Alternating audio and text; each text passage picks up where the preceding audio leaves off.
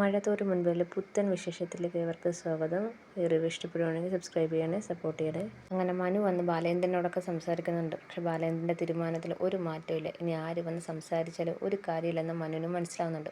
അലീനെ അവിടെ നിന്ന് പറഞ്ഞു വിടത്തില്ല ബാലേന്ദ്രൻ എന്ന ഉറച്ച തീരുമാനത്തിൽ തന്നെ നിൽക്കുകയാണെന്ന് മനുവിനും മനസ്സിലാവുന്നുണ്ട്. മനുവിനെ കാത്ത് താഴെ വൈജ നിൽപ്പുണ്ട്. അപ്പോൾ മനുവിൻ്റെ കണ്ടറിനെ ചോദിക്കുകയാണ്, എന്താ പറഞ്ഞ ബാലേന്ദ്രൻ? അവളെ പറഞ്ഞു വിടത്തില്ലെന്ന് തന്നെ പറഞ്ഞു അല്ലേ?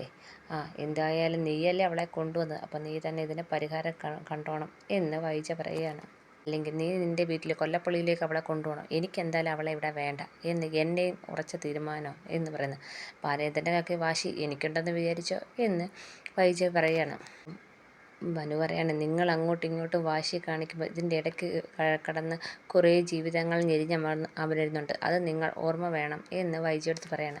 അപ്പോൾ വൈജ പറയണം, നിൻ്റെ കൂടുതൽ സാര ഉപദേശമൊന്നും വേണ്ട.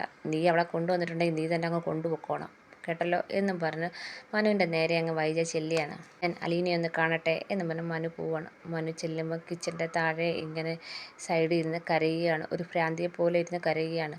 മനുവിനാണെങ്കിൽ അലീനെ കണ്ടോണ്ട് ഭയങ്കര വിഷമം വരുന്നു. ആ ഒരു അവസ്ഥയിലാണ് മനു അലീനെ കാണുന്നത്.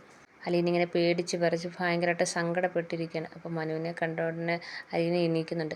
അലീനയ്ക്ക് ഒരു സ്വബോധം പോലും ഇല്ലാത്ത പോലെയാണ്. എണീക്കുമ്പോൾ ഇങ്ങനെ ചരിഞ്ഞ് പോകുന്നുണ്ട്. മനു വന്ന് പിടിക്കുന്നുണ്ട്. മനു ചോദിക്കണം, നിനക്ക് എന്ത് പറ്റി?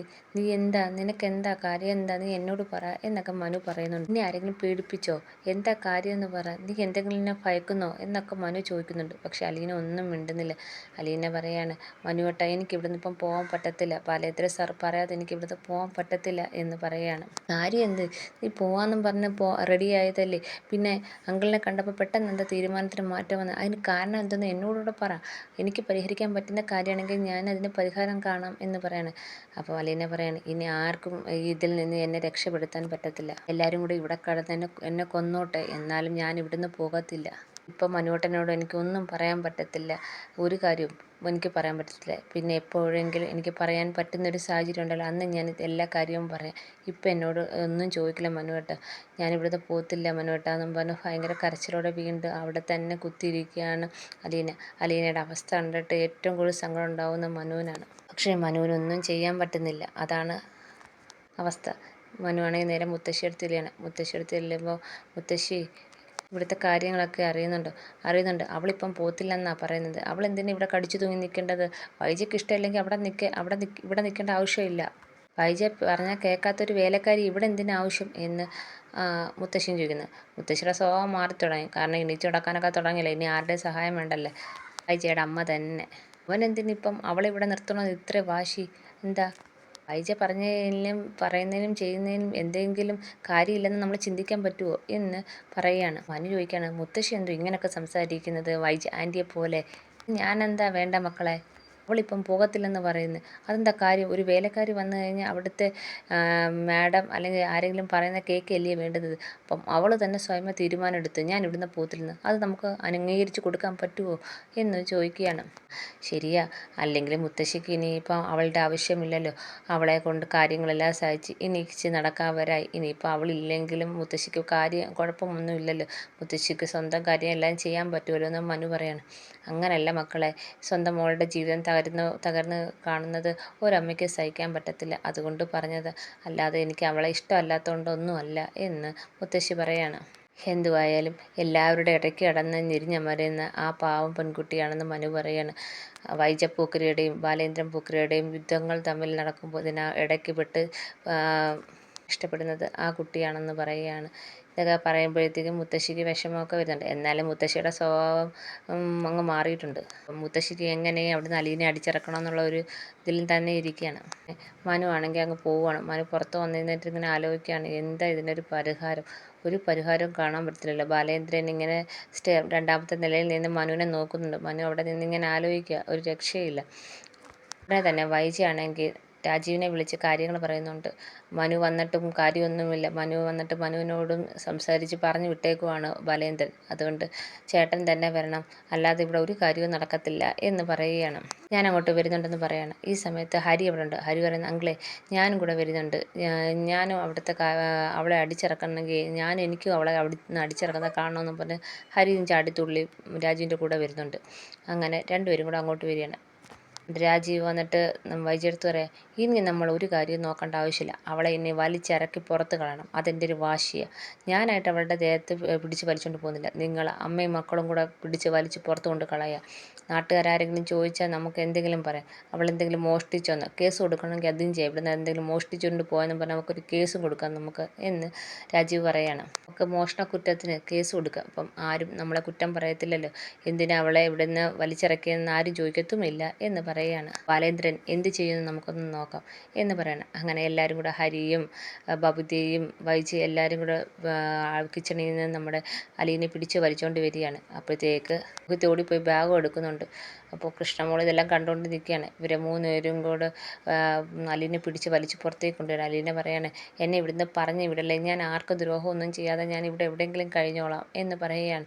പക്ഷെ ഇതൊന്നും കേൾക്കാതെ ഹരിയുണ്ട്, ഹരിയും ബബുദി എല്ലാം കൂടെ വലിച്ചു പിടിച്ച് നീ ഇവിടെ വേണ്ട, ഇനി വേണ്ടാന്നും പറഞ്ഞുകൊണ്ട് വലിച്ചു പിടിച്ചുകൊണ്ട് വരികയാണ്. അപ്പോഴത്തേക്ക് രാജീവിനും അവിടെ നിന്ന് സന്തോഷിച്ച് ഇങ്ങനെ ചിരിച്ചുകൊണ്ടിങ്ങനെ നിൽക്കുകയാണ്. അപ്പോഴാണ് നമ്മുടെ ബാലേന്ദ്രൻ മോളിൽ നിന്ന് ഇതൊക്കെ കാണുന്നത്. പ്രത്യേക അലീനെ പിടിച്ചു വന്ന് ഗേറ്റിന് പുറത്തേക്ക് തള്ളിയാണ്. അപ്പോഴത്തേക്ക് ബാലേന്ദ്രൻ മോളിൽ നിന്ന് ഇറങ്ങി താഴെ വന്നിട്ട് അലീനെ പിടിച്ചിണിപ്പിക്കുകയാണ്. ചിണിയിപ്പിച്ചതിന് ശേഷം തിരിഞ്ഞ് വന്ന് ഹരിയുടെ മോന്തക്കിട്ട് നല്ലൊരു അടി കൊടുത്തിട്ട് നിന്നോട് ഈ വീട്ടിൽ കയറില്ലെന്ന് ഞാൻ പറഞ്ഞിട്ടില്ലേ, പിന്നെ നീ എന്തുദ്ദേശം ഇവിടെ വന്ന് കയറിയത്, അവിടെ ദേഹത്തോടെ നിന്നോട് ആരാടാ പറഞ്ഞതെന്ന് ചോദിച്ചുകൊണ്ട് ഒരടിയും കൂടെ അങ്ങ് കൊടുക്കുന്നുണ്ട്. നിന്നോട് ഞാൻ പറഞ്ഞിട്ടില്ല ഇവിടെ കയറില്ലെന്ന് പറയാന്ന്. വൈജു പറഞ്ഞു, അത് ഡാങ്ങളയുടെ മോളാ, എൻ്റെ സഹോദരൻ്റെ മോനാകുമ്പോൾ ഇവിടെ വരും, എന്നെ കാണാൻ വന്നിരിക്കും. എന്നെപ്പോലെ ആവാസനൊന്നും എൻ്റെ വീട്ടിൽ കയറേണ്ട കാര്യമില്ല, നിനക്ക് നിൻ്റെ ആങ്ങളയുടെ മക്കളെ കാണണമെങ്കിൽ അങ്ങോട്ട് പോവാം, മനുവിന് മാത്രമേ ഇവിടെ കയറാനുള്ള അനുവാദം ഞാൻ കൊടുത്തിട്ടുള്ളൂ എന്ന് ഞാൻ പറയണം. അല്ലാതെ നിൻ്റെ കുടുംബത്തിലെ പള്ളിയിൽ ഒരൊറ്റയാണ് ഈ വീട്ടിൽ കയറിപ്പോകലെന്നാണ് ഞാൻ പറഞ്ഞിട്ടുള്ളത്. പിന്നെയും വലിഞ്ഞു പിടിച്ച് എല്ലാം കൂടെ കെട്ടിയൊരുങ്ങി ഇങ്ങോട്ട് വരും ഓരോന്ന്. രാജീവിനെ അതങ്ങ് കൊള്ളുന്നുണ്ട്. അപ്പോൾ രാജീവ് എന്ന് പറയുന്നത്, ബാലേന്ദ്രൻ എന്നെ ഉദ്ദേശിച്ചാൽ പറഞ്ഞതെന്ന് എനിക്കറിയാം, അപ്പോൾ മനസ്സിലായല്ലോ, പിന്നെ എന്തിനാ ഇവിടെ നിൽക്കുന്നത് എന്ന് ബാലേന്ദ്രൻ ചോദിക്കുകയാണ്. എൻ്റെ പെങ്ങളുടെ പ്രശ്നത്തിൽ ഞാൻ ഇടപെടുക തന്നെ, അവൾക്ക് ഇഷ്ടമല്ല ഈ പെണ്ണ് ഇവിടെ നിൽക്കുന്നത്, അതുകൊണ്ട് അവളെ ഞാൻ പറഞ്ഞു വിടുകയും ചെയ്യും. അപ്പം ബാലേന്ദ്രൻ ചോദിക്കുകയാണ്, തൻ്റെ വീടാണോ ഇത്? ഞാൻ കഷ്ടപ്പെട്ട് അധ്വാനിച്ചുണ്ടാക്കിയ വീടാണ്, അപ്പോൾ ഈ വീട്ടിൽ ആര് നിൽക്കണം ആര് നിൽക്കേണ്ട എന്ന് തീരുമാനിക്കാൻ ഞാനാണ്. താനിവിടെ എന്തിനാണോ നിൽക്കുന്നത്? തന്നെ ഇവിടെ ആരെങ്കിലും വിളിച്ചോ?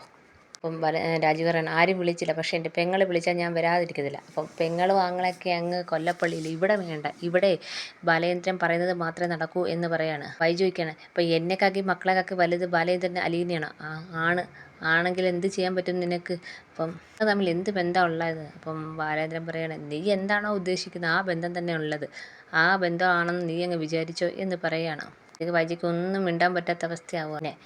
ഇവളെ ഇവിടുന്ന് പറഞ്ഞു വിട്ടിട്ട് ഇവിടെ ആരെങ്കിലും താമസിക്കാന്ന് വെച്ചാൽ നടക്കത്തില്ല, അത് അമ്മയായാലും മക്കളായാലും. അതോടെ ഇവിടുന്ന് ഇറങ്ങിക്കോണം, ഇത് എൻ്റെ വീടാണ്, നിങ്ങൾക്കൊക്കെ എല്ലാവർക്കൊക്കെ എനിക്കിവിടെ പ്രാധാന്യം ഇവക്കാണ്.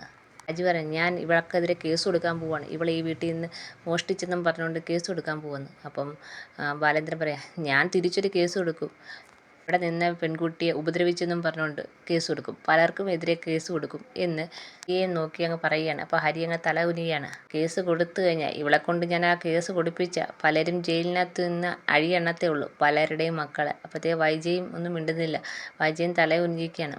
ഈ രാജീവിൻ്റെ പേരും കൂടെ ചേർക്കുന്നതിന് എനിക്കൊരു മടിയില്ല, ഈ പെൺകുട്ടിയെ ഉപദ്രവിച്ച് റോഡിലേക്ക് തള്ളിവിട്ടു, കാരണമില്ലാതെ തള്ളിവിട്ടു എന്നും പറഞ്ഞൊരു കേസ് കൊടുത്താൽ മതി, രാജീവും പിന്നെ സിംഗപ്പൂരിലേക്ക് ഫ്ലൈറ്റ് കയറത്തില്ല, ഇവിടെ കിടന്ന് അഴിയെണ്ണത്തെ ഉള്ളെന്ന് പറയുകയാണ് ബാലേന്ദ്രൻ.